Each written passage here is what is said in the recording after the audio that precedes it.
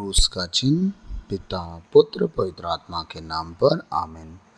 सर्वशक्तिमान महान परमेश्वर पिता, हम आपको धन्यवाद देते हैं, राजाओं के राजा प्रभुओं के प्रभु प्रभु यीशु मसीह, पिछली रात के लिए, आज के पूरे दिन के लिए, इस साम्रात के लिए पिता हम धन्यवाद देते हैं कि आपने अब तक हमें जीवित, सुरक्षित और अचानक मरण से बचाया। हर अप्रिय घटना से, हर दुर्घटना से, हर एक्सीडेंट महामारी से बचाया, उसके लिए धन्यवाद पिता। आज तक जो भी हमसे मन वचन कर्म से अपना कर्तव्य पूरा ना करने से जो हमसे पाप गुनाह हुआ हो, उसके लिए हमें क्षमा कीजिए, दया कीजिए, कृपा कीजिए।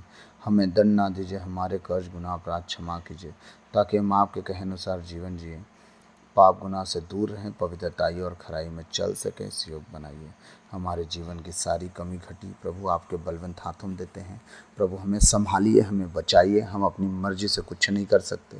आपकी अगुवाई अगर हमारे जीवन में हो तो प्रभु हम बहुत कुछ कर सकते हैं। प्रभु हम पहाड़ों को भी हिला सकते हैं, मुर्दों को भी जिला सकते हैं प्रभु, लेकिन आपका प्रेम हमें सदा बना रहे, क्योंकि आपके प्रेम के बिना हम खनखनाता पीतल झंझनाती झाल बन के रह जाएंगे। पिता हम प्रार्थना करते हैं कि आपका प्रेम सदा हम में वसा रहे, ताकि हम एक दूसरे को प्रेम कर सकें और एक दूसरे को आपके रास्ते पे चलना सिखा सकें। प्रभु सारी बातों को आपके चरणों में रखते हैं। मजाक की ज़िंदगी नहीं है, क्योंकि ये ज़िंदगी सीरियस रहने की है, और लोग आज मजाक में अपनी ज़िंदगी को लेकर चल रहे हैं। वो सोचते हैं कि कुछ उनके जीवन में नहीं बदलेगा। पिता मैं प्रार्थना करता हूँ, उनकी सद्बुद्धि उन्हें दीजिए, ताकि उनका बुद्धि और विवेक खुल जाए और वो आपके खोजी बन जाएं। यहाँ तक कि आपके लोग जो कहते हैं अपने आप को यीशु मसीह के लोग हैं, हम प्रभु विशेषकर उनके लिए मैं प्रार्थना करता हूँ। खुदावन उनकी सुधि लीजिए, ताकि वो सही रीति से आपके पीछे चलें। सारी बातों को आपके चरणों में रखता हूँ। ये प्रार्थना विनती यीशु के नाम पे मांगता हूँ। जितने आज आपके बेटे बेटी आज का वचन सुने, 100 गुना फलों को अपने जीवन में लाएं, उन वचनों के अनुसार जीना, चलना, उठना बैठना सीखें। यह प्रार्थना यीशु मसीह के नाम से बाप से मांगता हूँ, सुनिए और दया से ग्रहण कीजिए। आमीन। सबों को जय यीशु। आशा करता हूँ आप सब बहुत आनंदित होंगे, और आनंदित रहना भी है, क्योंकि आनंद में बल है। सदा आनंदित रहें। आमीन। हम बिना समय गवाए आज प्रभु के वचन में जाएंगे। संत मत्ती अध्याय 11 पद संख्या 16 से हम आगे देखेंगे। ठीक है, जहाँ तक समय रहे आगे बढ़ेंगे। 16 से 11 अध्याय का 16 वचन से। ईसा की पीढ़ी को धिक्कार। आज वचन का शीर्षक है ईसा की पीढ़ी को धिक्कार। मैं इस पीढ़ी की तुलना किससे करूं? क्वेश्चन मार्क है वहां पे, सवाल कर रहे हैं प्रभु। आज की जो जनरेशन है, आज की जो पीढ़ी है, यीशु मसीह उस दिन भी पीढ़ी से, जनरेशन से, लोगों से परेशान थे, और आज भी आप अपने लोगों को देखिएगा, जितने लोग वचन सुन रहे हैं, इस जनरेशन को देखिएगा, खुदा आज भी इनसे परेशान है।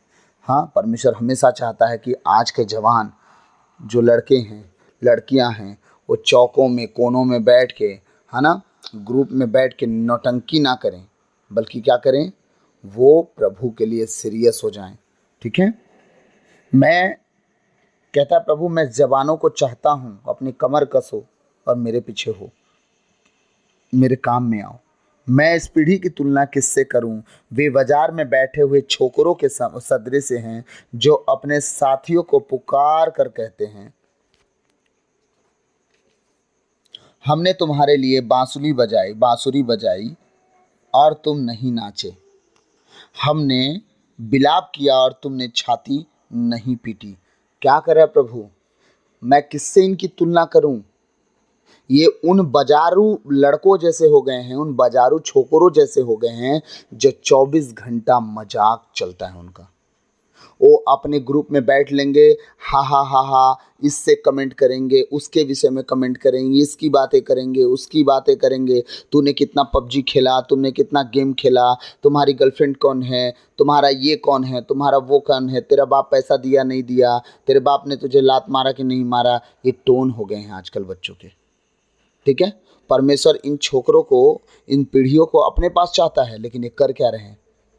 मजाक चल रहा है आज लाइफ में। और मात्र लड़कों की बात नहीं हो रही यहाँ पे, इसमें लड़कियाँ भी हैं, इसमें मिडिल लोग भी हैं, इसमें एजेड भी हैं, सब आ रहे हैं। परमेश्वर का ये कहना है कि ये लोग सब कर रहे हैं, लेकिन मुझे नहीं ढूंढ रहे हैं। इन लोग अपनी लाइफ में सब कुछ कर ले रहे हैं अपने हिसाब से, लेकिन मेरे साथ बैठना जरूरी नहीं समझते। इनके जीवन में सब कुछ परफेक्ट इन्हें चाहिए, बस मुझे छोड़ के। ये प्रभु यीशु का कहना है कि ये लोग ना, आज की जनरेशन, आज की पीढ़ी, आज के लोग कैसे हो गए हैं, उन छोकरों की तरह हो गए हैं जो बाजार में खड़े होकर ग्रुप में किसी को चिल्ला के पुकार के बुलाते हैं, हम तुम्हारे लिए बांसुरी बजा रहे हैं, तबला बजा रहे हैं, ताली बजा रहे हैं, तुम नाचो। तुम नाच क्यों नहीं रहे हो? हम तुम्हारे लिए रो रहे हैं, तुम छाती क्यों नहीं पीट रहे हो? मजाक चल रहा है, बस लाइफ में मजाक चल रहा है। आज ईसाई लोग मजाक कर रहे हैं अपनी ज़िंदगी के साथ, अपने घर के साथ, अपने परिवार के साथ, अपने बाल बच्चों के साथ, अपनी पति पत्नी के रिश्ते के साथ, सबके साथ सिर्फ मजाक चल रहा है। आज यीशु मसीह को लोग मजाक बना के रख दिए हैं। कोई सीरियस नहीं है प्रभु के लिए। आज सीरियसनेस अगर देखा जाए ना, तो मैं बता रहा हूं कि एक घर में अगर सब परिवार प्रभु में है तो मुश्किल से एक व्यक्ति सीरियस होगा, शायद पूरी रीति से, नहीं तो ये दूसरा वाला ढीला ही मिलेगा आपको। तो आज की डेट पे जो सीरियसनेस है ना, परिवार में रह ही नहीं गया कि लौ लगा के घर दुआ कर दे और हर एक परिस्थिति बदल जाए यीशु मसीह के नाम से। लौ लगा के परिवार प्रार्थना कर दे, हर एक कंडीशन चेंज हो जाए यीशु मसीह के नाम से। नहीं मिल रहे हैं। लौ लगा के प्रार्थना करने का मतलब ही क्या पता उनका? अरे लौ लगा के प्रार्थना करने से, हाँ, पेतरुस की बेड़ियां टूट गईं और बंदीगिरी खुल गए उनके लिए, और फिर आराधना में चले गए वो, आराधनालय में, और वचन प्रचार करने लगे। शास्त्री फरीसी टेंशन में आ गए, जिन्हें हम बेड़े थे वो गए कहाँ? उनके पता नहीं कहाँ चले गए वो लोग। दरवाज़ा खुला है, हमने तो अच्छे से ताला बंद किया था, गायब हैं लोग। अरे जिन लोगों को तुमने कैदी किया था वो क्या कर रहे हैं? सुसमाचार प्रचार कर रहे हैं फिर से आराधनालय में। इसका मतलब क्या है? लौ लगा के प्रार्थना करने वाले ना, अच्छे अच्छे की बेड़ियाँ परमेश्वर तोड़ देता है। आप अपरिचित भाषाओं में प्रार्थना करने बैठ जाओ ग्रुप में, और देखो जिन जिन बातों को आपको पता भी नहीं, वो कंडीशन बदल जाए आपके लिए। अगर गवाहियाँ देना चाहूँ तो बहुत गवाहियाँ हैं। मैं ना कल स्पेशल एक वचन डालूंगा, आज के हिसाब को देखते हुए प्रभु मुझे वचन दिए हैं। कल एक इम्पॉर्टेंट मैसेज होगा। अगर प्रभु की कृपा होगी, मैं कहीं जाने वाला हूँ और वहाँ से अगर टाइम से आया, अगर मैं थका नहीं रहूँगा तो कल वचन पक्का डालूंगा, और वो वचन आप सब सुनिएगा कि आज चल क्या रहा है और हमें करना क्या चाहिए। हालेलुया। आजकल मजाक बना के रखे हैं यीशु मसीह को। जाएंगे चर्च में, बिना मन के मांदर ढोल बजेगा, बिना मन के पियानो बजेगा, बिना मन के गीत गाए जाएंगे। बस वो हो गया, बस वो ड्यूटी है। 2 लाइन में 2 क्वायर 2 लाइन गाएगी कि हाँ मेना तो धर्मे बचन, बस हो गया, काम खत्म, हमारा गीत पूरा हो गया। ये आप ड्यूटी करने गए हो। ड्यूटी आपको दिया गया है कि आज फलाना पारा का मनी गीत गाएंगे, आज गीत गाने वाला ये पारा रहेगा, आज गीत गाने वाला वो ढोल बजाने वाला वो पारा रहेगा, गिरजा की साफ सफाई वो करने वाला रहेगा। हर संडे को ये अलाउंस होता है ना चर्चों में। ये चीज़ ना आप लोग ड्यूटी बना दिए। हृदय से कोई भजन नहीं गा रहा है परमेश्वर के भवन में। हृदय से परमेश्वर का कोई गीत नहीं गा रहा है परमेश्वर के भवन में। परमेश्वर मजाक बन के रह गया है अपने भवनों में। तब परमेश्वर कहता है तुम्हारे बनाए हुए हाथों के मंदिरों में नहीं रहता हूँ मैं। तुम लोग फालतू का बलिदान चढ़ाते हो, फालतू का धूप दान जला रहे हो, मुझे पसंद नहीं है, मुझे नफरत होती है। अगर मैं बोल रहा हूँ आपको लगता है, ईसायास नबी का ग्रंथ उठाइएगा, 1 अध्याय पूरा पढ़ के देख लीजिएगा। 1 अध्याय, और ज़्यादा क्लियर करना है तो 6 वचन 12 वचन से पढ़ लीजिएगा। ईसायास नबी का ग्रंथ 1 अध्याय का 12वां वचन से पढ़ना शुरू कीजिएगा। वो नफरत करता है ऐसे दानों बलिदानों से।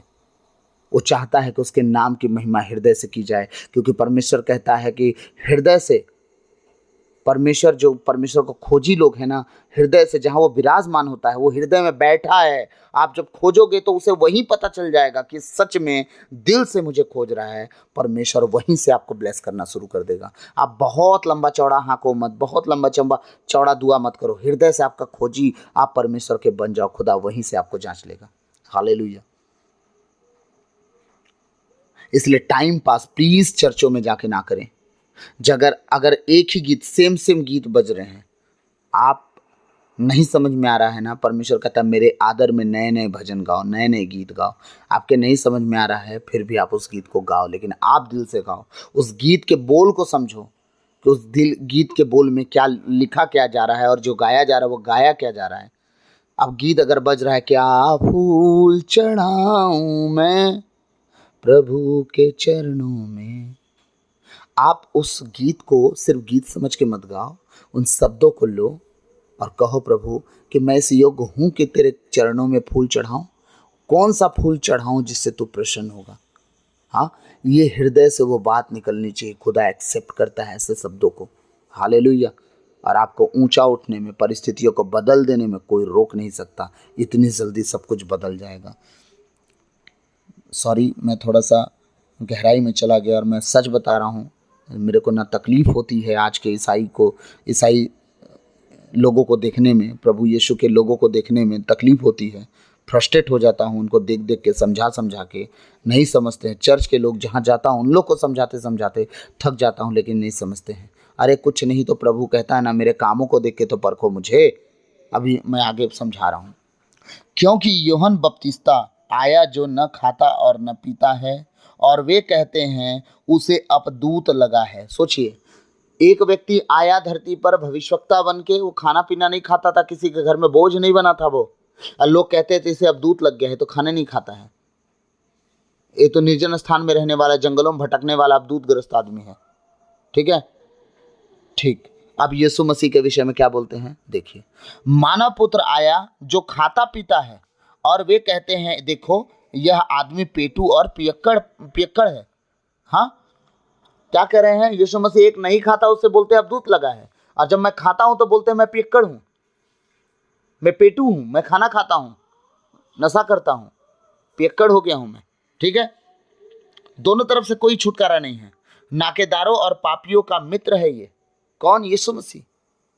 लोग कहते हैं कि नाकेदार और पापियों का मित्र है। ये लोग हैं, सुनिए, ये लोग हैं, किसी के सगे नहीं होते। एक चार लोग क्या कहेंगे सुन लिए ना। एक नहीं खाता उसे कह दिए इसे भूत लगा है, और एक खाता है तो बोलते हैं पेटू और पियक्कड़ है और पापियों के साथ बैठा करता है। ये लोग हैं जो अपने आप को कभी नहीं देखते कि हम कैसे हैं। ये वो लोग हैं जो कभी भी अपने घर को, अपने परिवार को, अपनी जिंदगी को नहीं झांके उनका जीवन कैसा चल रहा है। ये सिर्फ आपको जज करते हैं, और जब तक इन लोगों की आप परवाह करेंगे कभी प्रभु में आगे नहीं बढ़ पाएंगे, कभी स्वर्ग राज के अधिकारी नहीं हो पाएंगे। क्योंकि ये लोग अगर डिस्ट्रैक्ट करने पे आ जाएं तो आप बचोगे नहीं, फांसी सुसाइड करके मर जाओगे। इतना ये डिस्टर्ब कर सकते हैं ये लोग, क्योंकि लोगों की सुनने वाला हमेशा डिप्रेशन में जाता है। जिस दिन आप लोगों की सुनना छोड़ दिए, मैं सच कहता हूं, यीशु मसीह ने लोगों की सुनना छोड़ दिया था, कभी नहीं सुनते थे। यहां तक कि शैतान भरमाने तक आया, उसकी भी नहीं सुने वो। स्वर्गराज कोई हिला पाया उनका? कोई नहीं। सोचिए, कोई नहीं हिला पाया उनका स्वर्गराज। मैं आप सबसे विनती करता हूं, मेरे भाई, मेरी बहन, मेरे माता, मेरे पिता, आप सब मेरे हो। मैं, अगर आप मुझे मानो या ना माने, मैं आप सबको मानता हूं कि आप मेरे हो। मैं विनती करता हूं, लोगों की सुनना छोड़ दें, अपने आप को प्रभु को समर्पित कर दें। जीवन में सारी परिस्थितियों को भूल के सिर्फ प्रभु को खोजो। आप सबका परिस्थिति बदलने वाला सामर्थ्य परमेश्वर है। वो सबके परिस्थिति को बदलने का सामर्थ्य रखता है। आमीन। ये लोग आपको पेटू कहेंगे, पियक्कड़ कहेंगे, कहेंगे अबदूत लगा है, रात दिन प्रार्थना प्रार्थना, पागल हो जाओगे तुम इतना प्रार्थना करोगे तो। मेरे को लोग कहते हैं तुम रात रात भर जगते हो यार, हैं तुम सोते भी हो कि नहीं? मैं बोलता हूँ हाँ सोता हूँ, सवेरे 1 घंटा, दोपहर में 1 घंटा। तो बोले तुम 2 घंटा में सो के नींद पूरा कर लेते हो? हाँ प्रभु है, पूरा कर देता है। अरे एक डॉक्टर तो मेरे को ये भी बोल दिया, तुम ना जाइंट हो, जाइंट।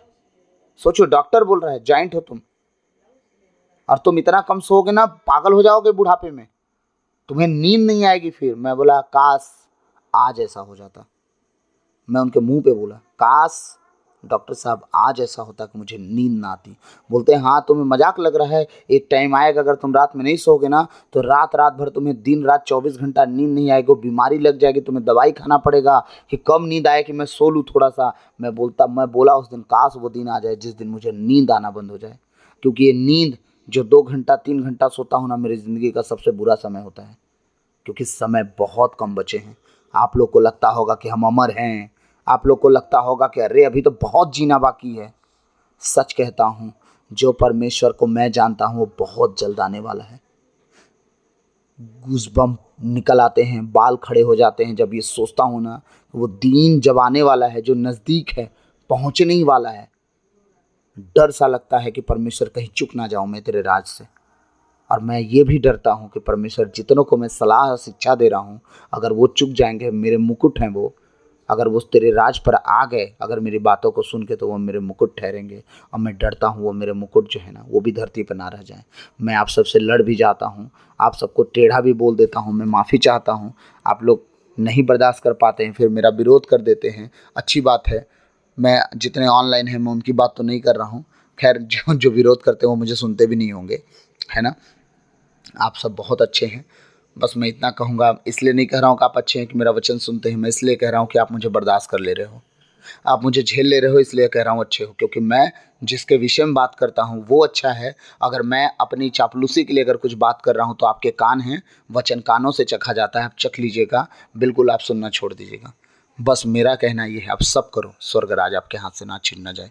ऐसा जीवन जीना है कि अगर आज यीशु मसीह आ जाए, आप कह सको कि बिल्कुल मैं तैयार हूँ लॉर्ड, मुझे लेके चल, मुझे दुनिया की किसी बात की चिंता नहीं, बस तू और मैं। सच कह रहा हूँ, ऐसे लोग स्वर्ग जाएंगे और उनका स्वर्ग ना छीना जाएगा। आमीन। हाँ, लोगों का काम है कुछ ना कुछ कहेंगे। एक जन को कहते हैं पेटू है, पियक्कड़ है, वो नाकेदारों के साथ बैठा करता है, और एक ठोक के कहते हैं भूत लगा है, दूत लगा है उनको। हाँ, पियक्कड़ों पे नाकेदारों और पापियों का मित्र है ये, यीशु मसीह को बोलते हैं तो नाकेदार और पापियों का मित्र है। हैं? सुनो, वो पापियों का मित्र इसलिए बना ताकि वो पाप को हटा के पापियों को जीत जाए। और यही पापी लोग क्या कर गए देख लो। पौलुस साउल जैसा जिंदगी जी के दिखा दो कोई, पौलुस जैसा जिंदगी कोई जी के दिखा दो, वही पापी था। वो लोगों को मारा करता था। लोगों को मारना धर्म का काम नहीं होता है। यीशु मसीह के पंथ को नाश करने निकला था, वो खत्म करने निकला था। यीशु मसीह का ही हो गया, और उसके ऐसे सेवकाई कोई करके दिखा दे। यीशु मसीह से ज़्यादा तकलीफ सहने वाला अगर कोई व्यक्ति है तो पौलुस है वो। सारे चेलों से ज़्यादा दर्द सहने वाला अगर कोई व्यक्ति है तो पौलुस है वो। पौलुस जितना तकलीफ किसने ने सहा, जो बोया था वो काटा, लेकिन खुशी से काटा। वो स्वर्ग राज नहीं छीना जाएगा। और दावा किया कि मैं कूच करने पे हूँ, परमेश्वर के राज में जाने के लिए तैयार हूँ। मैं, वो अपनी तैयारी बता भी रहा है, मैं तैयार हूँ। आपकी तैयारी देख लो, क्या आप तैयार हो? हाँ, हमारी तैयारी ऐसी होनी चाहिए, कन्फर्म टिकट, नो डाउट हम जाएंगे, सीट मिलना है, क्योंकि हमारी सीट पहले से रिजर्व है। हालेलुया। कह रहा वो मित्र है, किंतु ईश्वर की प्रज्ञा परिणामों द्वारा सही प्रमाणित हुई है। प्रभु का वचन क्या कह रहा है? किंतु ईश्वर का बुद्धि, ज्ञान, प्रज्ञा जितना भी है वो सब कुछ परिणाम के द्वारा, हाँ, उसका ज्ञान जो है उसके सच्चाई के द्वारा, उसके कामों के द्वारा ठहराया गया है। शॉर्टकट में समझा दे रहा हूँ। हाँ, पर ज्ञान अपने कामों से सच्चा ठहराया जाता है। अब एक बात बताइए, उसकी प्रज्ञा, उसका जो भी परिणाम है, हाँ, कैसे ठहराया गया है यीशु मसीह का?